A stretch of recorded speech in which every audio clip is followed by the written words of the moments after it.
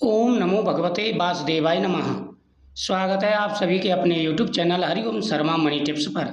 आज मैं आपको देवउठनी एकादशी की व्रत कथा सुना रहा हूँ। इस कथा का श्रवण पूरे मन लगा करके करें।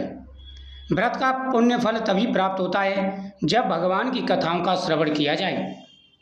देवउठनी एकादशी का दिन भगवान विष्णु की योग निद्रा से जागृति का प्रतीक है। इस दिन से सभी देवता जागते हैं और शुभ कार्यों की शुरुआत होती है। 4 महीने की योग निद्रा से इस दिन भगवान जागते हैं और सभी मंगल कार्य होने प्रारंभ हो जाते हैं। सबसे पहले तो भगवान के सामने संकल्प करना चाहिए। भगवान को तुलसी दल, आंवला, केले का फल समर्पित करना चाहिए। भगवान के सामने दीपक जलावें और इस कथा का श्रवण करें। इस बार यह व्रत 2 दिन का रखा जाएगा। इस दिन भगवान की पूजा करने से अनंत गुना फल की प्राप्ति होती है। भगवान केशव हर प्रकार के मनोरथों को पूरा करते हैं। चतुर्थमास का अगर आपने नियम साधा है तो जिन चीज़ों का त्याग किया है उन चीज़ों का दान करना चाहिए। एकादशी की कथा। बहुत समय पहले एक राजा था जो बहुत ही धर्मी और न्यायप्रिय था। उसके राज्य में हर कोई, चाहे राजा हो, मंत्री हो या आम जनता, सब एकादशी के दिन व्रत रखते थे। उस दिन कोई भी अन्न नहीं खाता, केवल भगवान विष्णु की पूजा और भक्ति ही होती थी। चारों तरफ भगवान के नामों का उच्चारण होता था, मंत्रों का उच्चारण होता था। सभी लोग ओम नमो भगवते वासुदेवाय नमः, ओम नमो नारायणाय नमः आदि मंत्रों का जाप करते थे। एक दिन दूसरे राज्य से एक आदमी उस राजा के दरबार में नौकरी मांगने आया। राजा ने कहा, मैं तुम्हें नौकरी दूंगा, लेकिन एक शर्त भी है। हमारे राज्य में एकादशी के दिन कोई अन्न नहीं खाता, उस दिन सिर्फ फलाहार होता है। वह आदमी बोला, ठीक है महाराज, मैं मानता हूँ। कुछ दिन बाद एकादशी आई। सब लोग फलाहार कर रहे थे। उस आदमी को भी फल और दूध दिया गया, लेकिन उसका पेट नहीं भरा। वह राजा के पास जाकर बोला, महाराज, मुझे भूख लग रही है, मेरी भूख शांत नहीं हुई, कृपया मुझे अन्न दे दीजिए। राजा ने समझाया, आज एकादशी है, व्रत रखा जाता है, अन्न नहीं खाया जाता। मैंने तुम्हें नौकरी देने से पहले ही ये सारी बातें बता दी थी, लेकिन वह आदमी नहीं माना। वह राजा के सामने गिड़गिड़ाने लगा। राजा को उस पर दया आ गई और राजा ने उसे अन्न दे दिया। कहा, ठीक है, जो करना है करो, और इस नगर से बाहर जा कर के नदी के किनारे अपना खाना बना करके खाओ। वह आदमी नदी किनारे गया, स्नान किया और वहीं अन्न पकाने लगा। जब खाना तैयार हो गया तो उसने भगवान विष्णु को पुकारा, आइए प्रभु, भोजन तैयार है, आकर के भोजन ग्रहण कीजिए। क्योंकि उसने देखा था उस नगर में सभी लोग इसी प्रकार भगवान को बुला रहे थे। वो भी भगवान को बुलाने लगा, लेकिन भगवान नहीं आए। उसने सोचा, ये लोग ज़्यादा भक्त हैं, सच्ची श्रद्धा से पुकार रहे हैं, मेरी श्रद्धा में कोई कमी रह रही है, शायद इसलिए भगवान नहीं आए।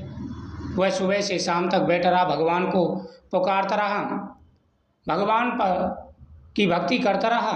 भगवान को उस पर दया आई। तभी पीताम्बरधारी स्वयं भगवान विष्णु उसके सामने चतुर्भुज रूप में प्रकट हो गई। वे उसके साथ बैठकर प्रेम से भोजन करने लगे। भोजन के बाद भगवान अंतर ध्यान हो गए। कुछ दिन बाद अगली एकादशी आई। इस बार वह आदमी राजा से बोला, महाराज, इस बार मुझे दुगना अन्न दीजिएगा। राजा ने आश्चर्य से पूछा, क्यों? वह बोला, महाराज, पिछली बार मेरे साथ भगवान विष्णु भी भोजन करने आए थे, इसलिए अन्न कम पड़ गया था। राजा यह सुनकर हैरान हो गया। उसने सोचा, मैं तो सालों से व्रत रखता हूँ, पूजा करता हूँ, फिर भी मुझे भगवान के दर्शन नहीं हुए और इस व्यक्ति को हुए। राजा ने कहा, अगली बार भी तुम्हारे साथ चलूँगा और देखूँगा। अगली एकादशी को राजा उसके साथ गया और पेड़ के पीछे छिप गया। वह व्यक्ति फिर स्नान करके भोजन बनाने लगा और भगवान को पुकारने लगा, हे भगवान, हे केशव माधव, आइए भोजन पाइए। लेकिन इस बार भगवान नहीं आए। शाम तक वह पुकारता रहा, फिर दुखी होकर बोला, हे प्रभु, अगर आप नहीं आए तो मैं नदी में कूदकर प्राण त्याग दूंगा। इतना कहते हुए नदी की ओर बढ़ा। उसके सच्चे भाव और प्रेम को देख करके भगवान तुरंत प्रकट हुए और बोले, रुको भक्त, मैं आ गया हूँ। भगवान उसके साथ बैठकर फिर भोजन करने लगे। भोजन के बाद बोले, अब तुम मेरे धाम को चलो, और उसे अपने दिव्य विमान में बैठा करके बैकुंठ धाम को ले गई। यह सब देखकर राजा आश्चर्यचकित रह गया। उसके मन में विचार आया, मैं तो वर्षों से पूजा पाठ कर रहा हूँ, लेकिन मुझे कभी भी भगवान के दर्शन नहीं हुए। मुझ में सच्ची भक्ति नहीं है। यह व्यक्ति नियम तो तोड़ गया, पर उसका मन भगवान के प्रति सच्चा था। उसने तो एकादशी का व्रत भी नहीं रखा, और तब भी भगवान स्वयं उसके सामने आकर के उसका दिया हुआ प्रसाद एकादशी के दिन अन्न खाया भगवान ने। सच ही कहा है कि भगवान तो प्रेम के भूखे हैं, भक्ति के भूखे हैं। उस दिन के बाद राजा का जीवन बदल गया। उसे समझ लिया कि भगवान के प्रति केवल व्रत या उपवास से नहीं, बल्कि सच्चे मन, श्रद्धा और प्रेम से उनकी भक्ति होती है। भगवान उसी से प्रसन्न होते हैं। उसने भी उसी दिन से पूरे भाव से पूजा शुरू कर दी। अंत में उसे भी स्वर्ग की प्राप्ति हुई। हे राजन, देवउठनी एकादशी की यह कथा हमें सिखाती है कि व्रत का असली मतलब सिर्फ अन्न त्यागना नहीं, बल्कि मन भी पवित्र होना चाहिए और तन भी पवित्र होना चाहिए। सच्चे भाव से अगर की गई पूजा, सच्चे मन से किया गया व्रत सफल होता है। जो भी सच्चे मन से भगवान को बुलाते हैं, भगवान के सामने नैवेद्य समर्पित करते हैं, भगवान की भक्ति करते हैं, भगवान अपने सच्चे भक्त से ही प्रसन्न होते हैं, दिखावे से नहीं। इसलिए जब भी भगवान की कोई भी भक्ति करो, सच्चे मन से करो।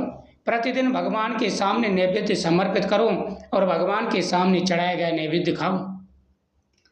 किसी का दिल मत दुखाओ, किसी के प्रति अपमान जनित बातें मत करो, किसी का अपमान मत करो, अतिथि का सत्कार करो, बड़े बुजुर्गों की सेवा करो, और जो शास्त्रों में नियम बताए उन नियमों का पालन करो।